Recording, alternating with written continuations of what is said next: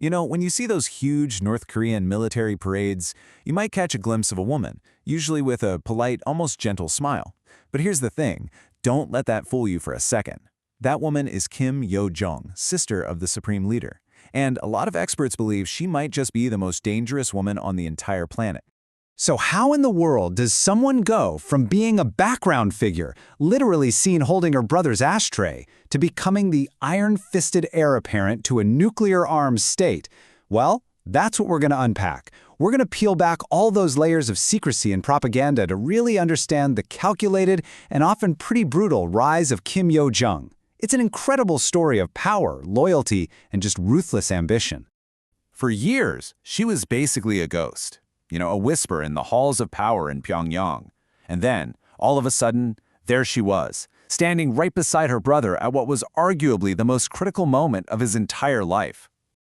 Now, to the rest of the world, she was just an unfamiliar face in the crowd. But for North Korean insiders, seeing her here, right in the absolute inner circle during the state funeral, that was a massive signal. It sent a clear message. She wasn't just family, she was a core piece of the new regime, right from day one. Definitely a player to watch. Okay, so to really understand the unbreakable bond she has with her brother, which is, let's be honest, the foundation of all her power, we've got to go back, way back to their childhood when they spent years basically isolated and alone, far from home in Switzerland. What's so fascinating here is the context. Just imagine being the kids of a dictator, shipped off to a foreign country with fake names. They weren't living some life of luxury either. They were in a pretty modest apartment, constantly being watched by officials. That kind of shared isolation, well, it forges an incredibly intense us-against-the-world reliance on each other. And that bond would end up becoming a political alliance that would one day decide the fate of an entire nation. So after she gets back to North Korea and finishes her degree, Kim Yo Jong doesn't just step into the spotlight. Oh no. Instead, she starts this quiet, really methodical climb, taking on jobs that put her right at the very center of her brother's power structure. Her path to power was just brilliant, strategically speaking. She starts out as her brother's tour manager when she's only 23, learning every single detail of his security, his logistics. From there, she makes a move for the state's most powerful tool, the propaganda department. This was the critical move. She wasn't just an assistant anymore. She became the architect of her brother's godlike image, literally controlling the reality for 25 million North Koreans. And here's the kicker. Long before most of the world really even knew her name, the U.S. government had already zeroed in on her. They identified her as a key player responsible for the regime's brutal censorship and human rights abuses.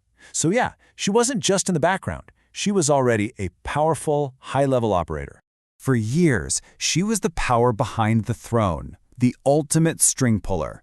But in 2018, she finally stepped onto the world stage, and just 2 years later, we would all hear her true voice for the very first time. And, frankly, it was chilling. The change is just stunning. It's like night and day. In 2018, she's the face of peace, charming the entire world at the Olympics. But fast forward to 2020, when rumors are swirling about her brother's health, and the mask just comes right off. The ruthless strategist underneath is revealed, and she orders the demolition of a building that was a symbol of peace between the two Koreas. It was a literal explosion designed to announce her authority to the world. That's not diplomatic language, is it? This was raw, unfiltered, aggressive power on display. With her brother out of the picture, she was sending a message that was impossible to misunderstand. I am in command now, and I am not my brother's smiling diplomat. And her ruthlessness, it isn't just talk.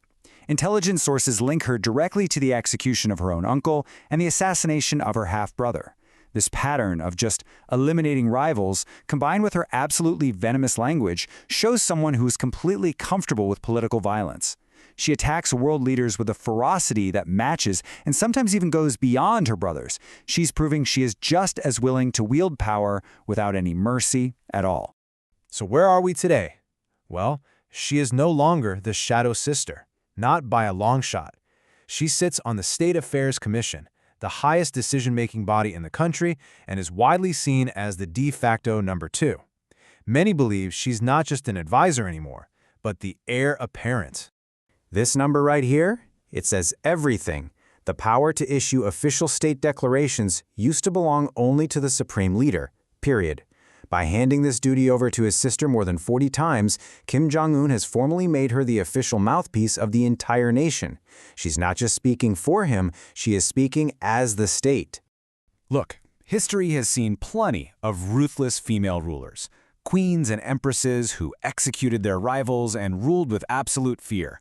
But none of them had what Kim Yo Jong has.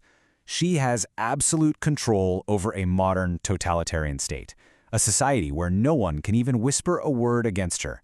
And most terrifying of all, she has access to a nuclear button. And this, right here, is the question that probably keeps intelligence agencies up at night. She has made the journey from a silent girl in the shadows to, potentially, the most powerful woman on Earth. We've seen her charm, and we have definitely seen her fury. The only real question left is, if she takes over, what would her reign actually look like?